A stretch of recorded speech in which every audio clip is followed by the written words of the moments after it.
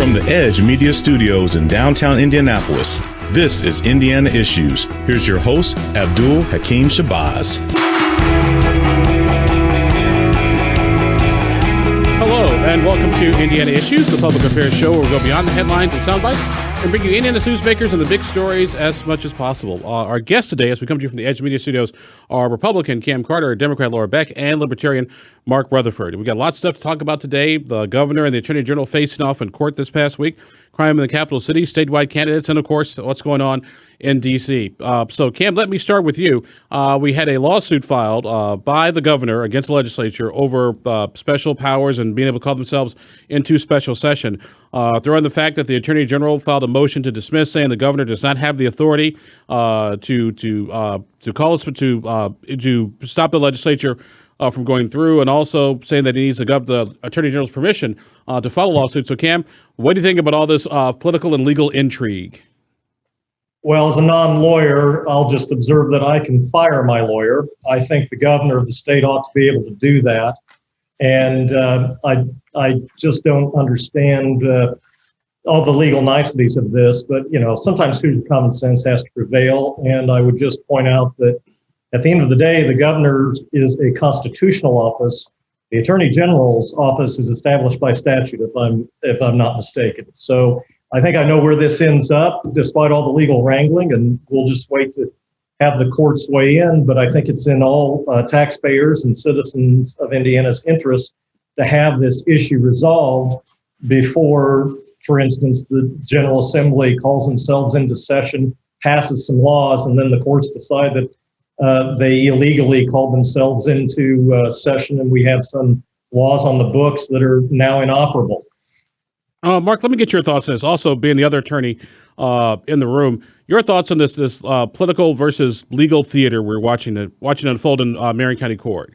Well, it is. It's a mix of the political and the legal on it, and it's, I think, a legitimate dispute over what rights or what's the responsibilities of the governor versus what's the responsibilities of the state legislature. Now, to be fair, I've got a lawsuit up in Wells County that has somewhat similar, and I represent a restaurant up there, has sued the state of Indiana and the governor on similar things, but it really has nothing to do about who represents the governor.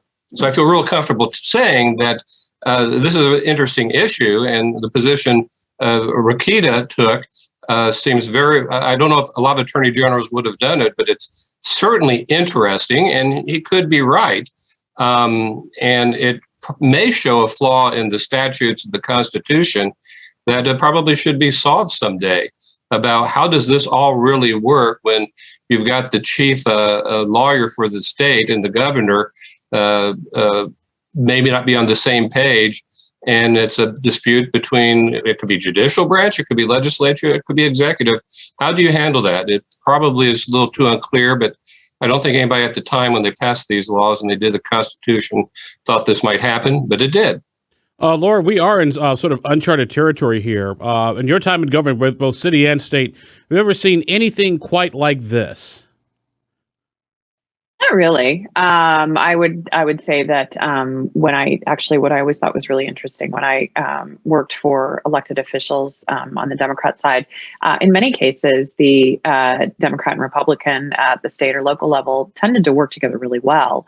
And you definitely do try to work very closely with members of your own party and let these sort of intra-party arguments and intergovernmental discussions not spill out to the public view and not spill out to the courtroom for that matter.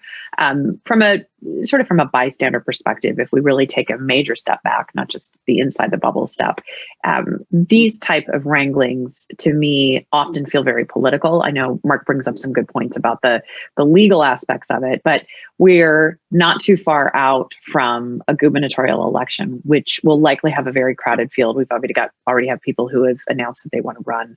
And so I think some of this is the attorney general positioning himself to win over the base of the party, for example. And I think it's going to become very, very interesting, especially as we move into the next gubernatorial, the Senate races, the next cycle, how this all shakes out, particularly in this battle for the base. Cam, let me ask you about the political ramifications of all this. Is Todd Rokita setting himself up to run for governor in 2024? I don't know, but Occam's razor is a useful tool. So I think that. And for those who don't know, Occam razor basically means that's usually the simplest explanation is what it actually is. That is correct. Thank you for clarifying your audience. I think I can't disagree with Lara here. Look, politics is involved. Holcomb is not going to be on the ballot, but his lieutenant governor might, his state chairman might, others that he might want to succeed him, and if he would like to have a legacy. Todd Rokita has shown time and again his interest in the governorship. He was in the mix when the Republican State Committee settled upon Holcomb after former Governor Pence was elevated to the ticket with Donald Trump in 2016. So we'll see, or rather when they took office in 2017. So I'm sure politics are involved, but you would have to ask Todd Rokita if he's running for governor in 2024, and I doubt he would say yes to that today. Mark, let me get your thoughts just before we change gears a little bit. The political ramifications, is Todd Rokita basically setting himself up to run for governor by appealing to the base of the Republican Party? It's not just this, it's also been other issues as well. There's a response to the Obamacare ruling by the federal court system, and also some other things with the legislature. No, Rokita is looking for a specific base from the Republican Party. Occam's razor does apply here. The simplest solution or answer or what's really going on. But if you didn't look about how Todd Rokita has done his life politically, he has always tried to set him up to maximize those things he'd like to do. And so he is doing that. And if it doesn't pan out for governor, well, that's all right. But at least it wasn't because he didn't try to take advantage of an opportunity for an office that he wants. I believe he wants to be governor. There's other things he might want to be. And I don't fault him for that, but that is what is happening. And this is an opportunity to do that. It still doesn't get around the fact that this is still an interesting legal question to lawyers. So, Mark, let me ask you, who do you think wins this one? Or does anybody win? Who wins this one? Yeah. Boy, it depends on the result, but I think Holcomb has more to lose than Rokita, but Rokita could be hurt by a negative ruling as well. But I think Holcomb's the one who has the most to lose. You're watching Indiana Issues. I'm your host, Abdul Hakim Shabazz, the editor and publisher of IndyPolitics.org. Our guests on the program today are Libertarian Mark Rutherford, Democrat Lara Beck, and Republican Cam Carter. I want to change gears a little bit and go a little bit more local.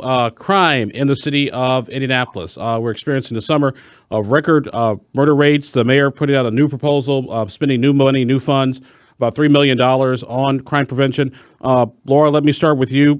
Is the mayor's plan, or is anything going to work to get our crime problem under control here in Indianapolis? Well, I mean, I think, first of all, I think it's important to make the point that crime is up everywhere all over the country. And especially when you look at even the national rates in across the country, I think it was like somewhere 57 agencies with data in 2020, excuse me, had a 36% increase in homicides. So we are not alone in this. The pandemic has certainly exacerbated and exposed so many frays in our societal systems and safety networks, and frankly, the lack thereof. So we have a lot of work to do. I think anytime the mayor says, hey, look, we've got to get serious about this. We are serious about this, but we've got to get serious about it in different ways. And by being creative, which is what they're doing, and by using data, I think is incredibly important. But I also think we have to always remember that everyone has a role to play in preventing crime. It's not just the police. It's not just the prosecutors. It's not just the sheriff's deputies, the probation officers. It's all of us. And so that goes to supporting education, supporting hunger initiatives, supporting ways that we can all lift up members of our community and doing it in a meaningful way, rather than just pointing fingers and saying it's out of control and throwing up our hands. Cam, let me get your thoughts on this. On our crime issue here, in Indianapolis, it seems that every year the mayor's office unveils a new crime initiative, and also every year, with exception of 2019, the murder rate goes up. Is what we're doing working, or do we need to try something different? Well, it's kind of like putting your finger in the dike a little bit. In the late 90s, worked at Hudson Institute. We had a crime center there, and we were proponents of the broken windows theory that was used in New York to a great degree of success.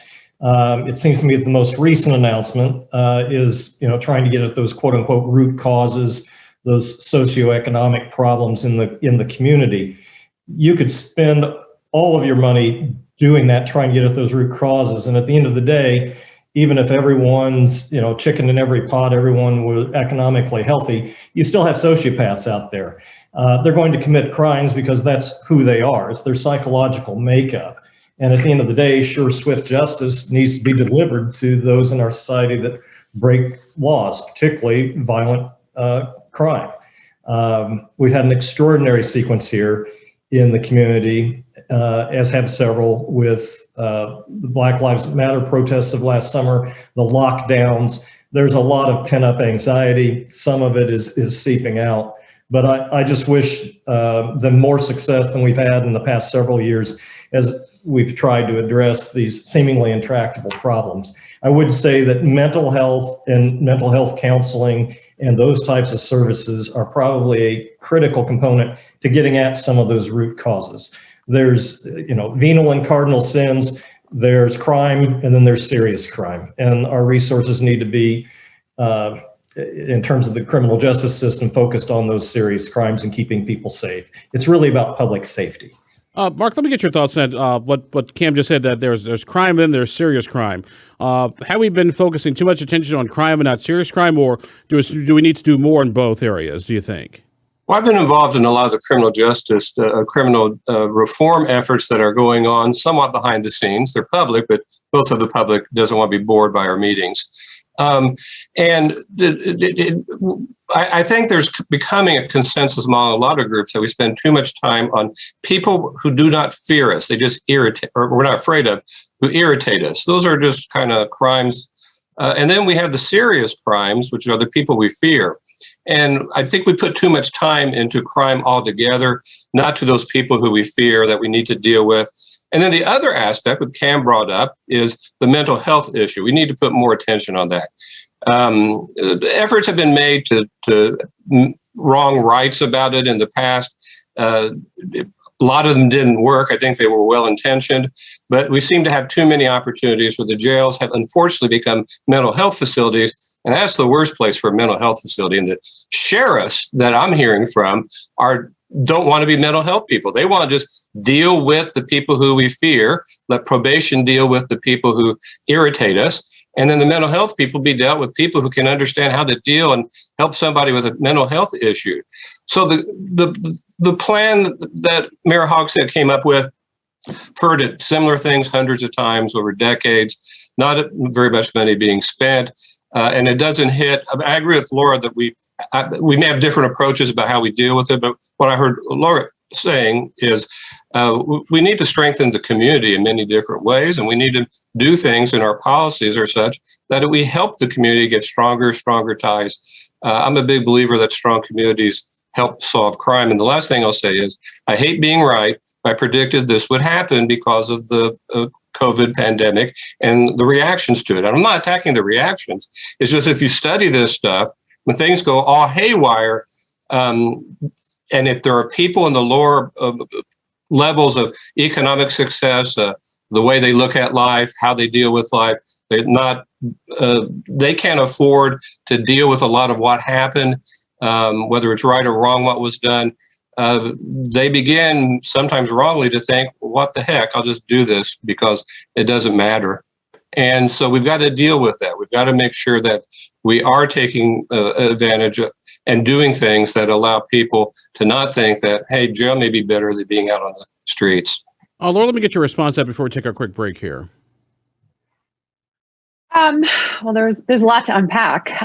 Mark, you made a lot of points there. So I do appreciate you agreed with me a little bit. So, but Cam actually, I think Cam brought up a great point when he talked about how mayors traditionally in Indianapolis, this is something they've dealt with. And I was thinking about, as we were getting ready to tape today, just the numbers of mayors who we have seen over the years who have had to deal with the crime issue. I mean, we are a big city. That's just inherent in what in where we are and what we have to deal with.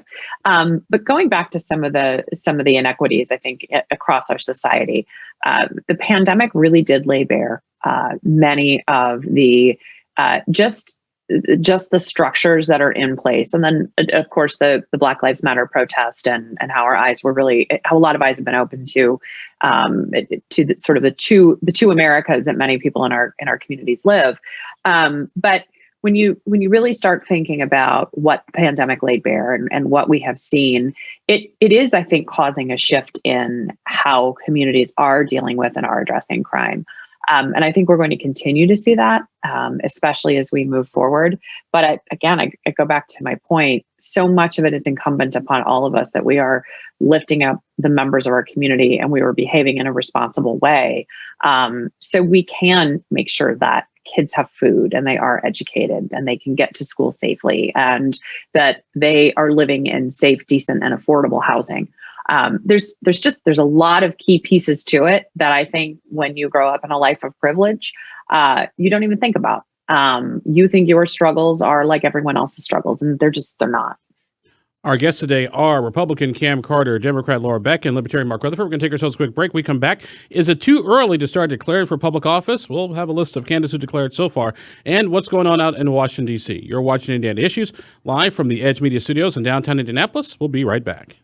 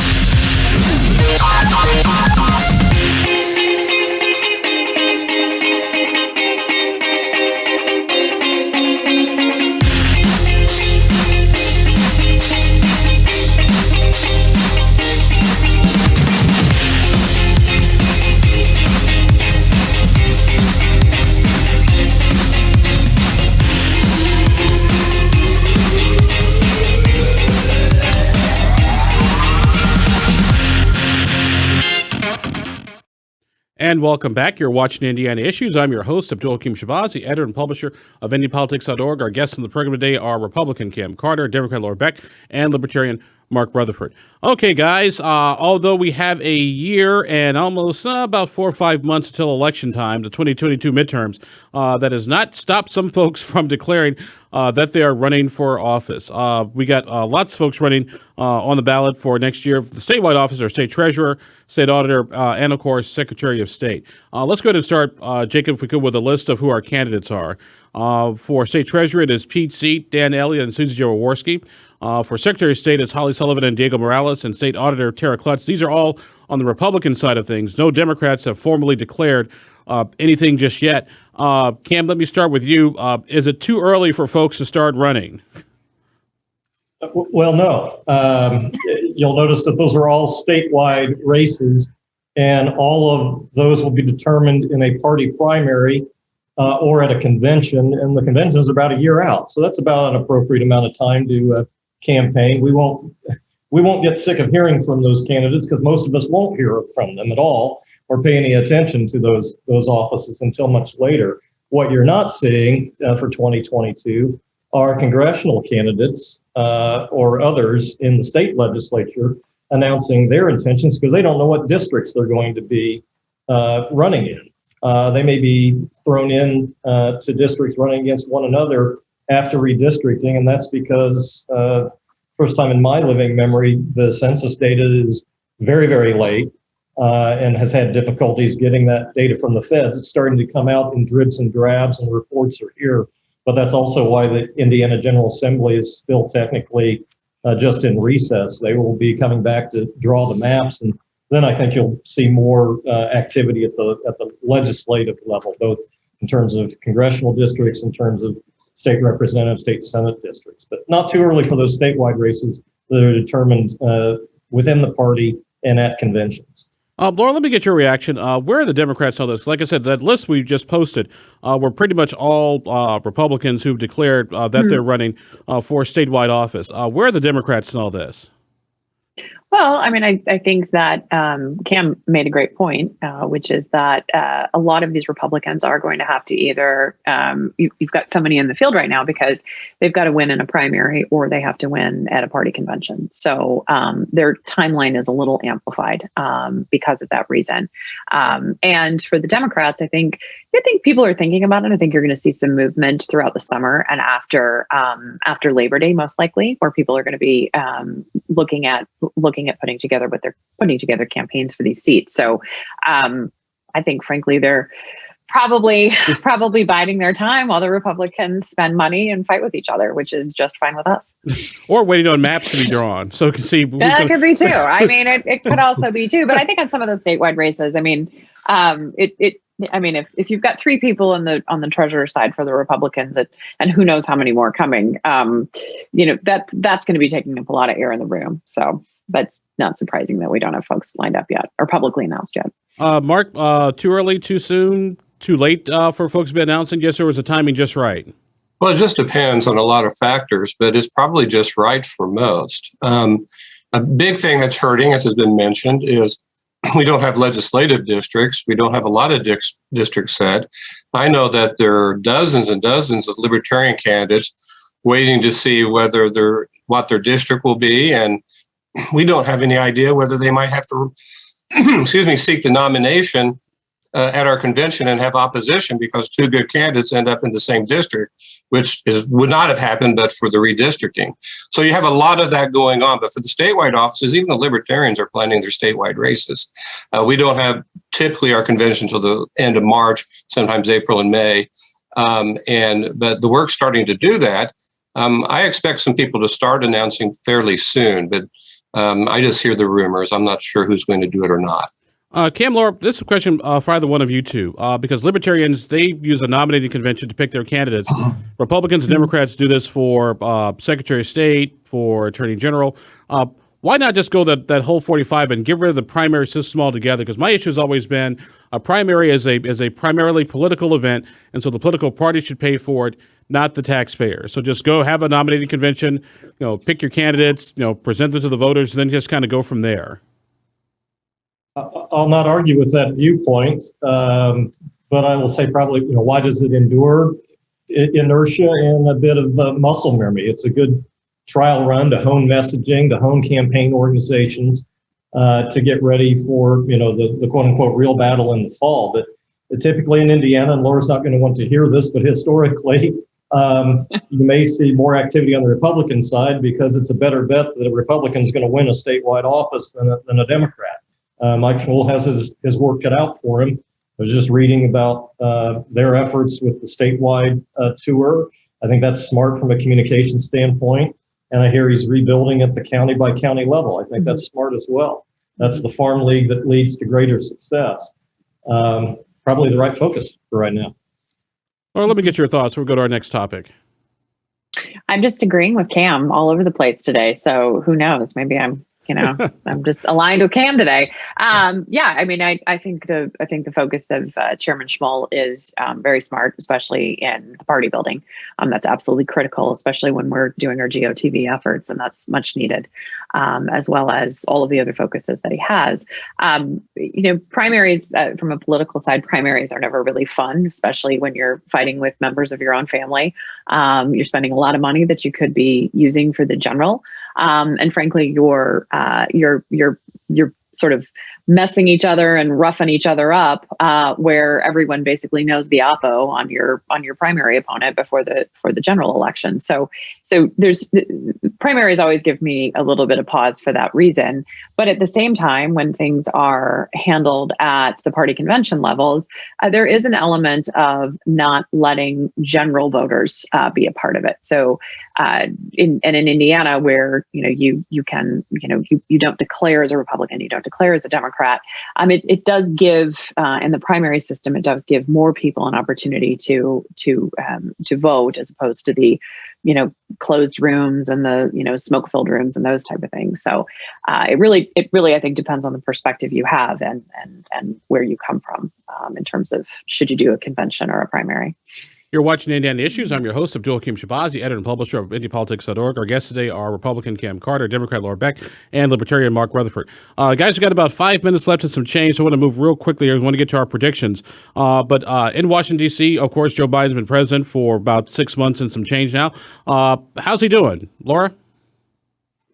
Well, I think he's doing great. I don't feel like I feel like I can exhale a little bit. I don't feel like I need to know every single thing about the inner workings of government anymore, as I did in the Trump administration, waiting for the other shoe to drop. And I think there's a lot of folks who share that opinion. I think he's doing well. I think he's doing what he needs to be doing right now. I think there's always room for criticism, always room for improvement. But frankly, it was nice to see Caitlin Collins trending this week, where a reporter and a president were getting into a scuffle over language at a presser, as opposed to something that we were used to a year ago. So he's definitely dialing down the rhetoric, and that is refreshing and welcomed. Cam, how do you think the president's doing so far in office? Well, he's doing well on foreign policy. I think his trip to Europe and the summit with Putin was far way more successful than the Helsinki summit between Trump and Putin.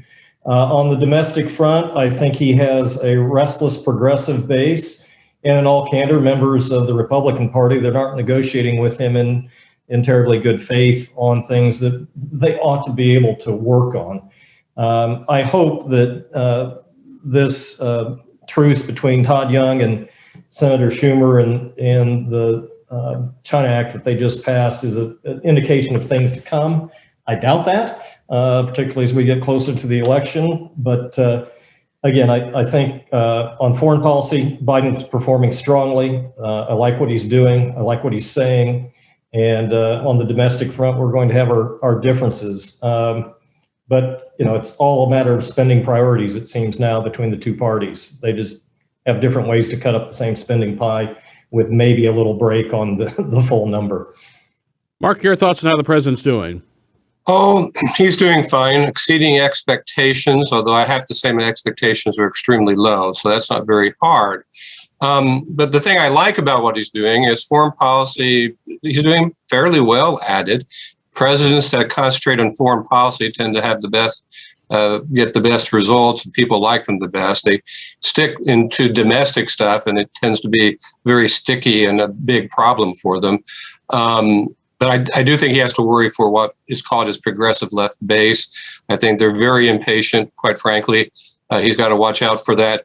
But when it comes to taking away policy and what you think should be done and what your priorities are, from just the mere being president and doing so, he's doing fine. We'll see how it goes. Kind of surprising in my book, but hey, sometimes being surprised is not a bad thing.